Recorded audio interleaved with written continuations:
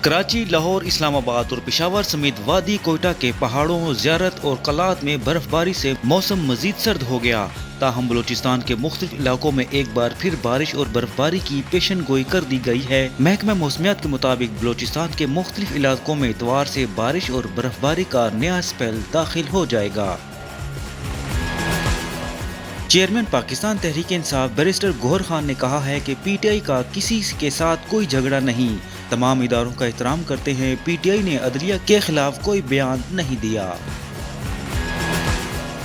Peoples party کی جانب سے سندھ میں الیکشن 2024 کے لیے پارٹی ٹکٹ کی تقسیم میں ایک بار پھر سیاسی گھرانوں کو اہمیت حاصل رہی۔ پیپلز پارٹی کی جانب سے سندھ میں قومی اور صوبائی اسمبلی کی نشستوں کے لیے پارٹی ٹکٹ ملنے والے خوش نصیبوں کو دیکھیں تو کئی دلچسپ معلومات سامنے آئی ہیں۔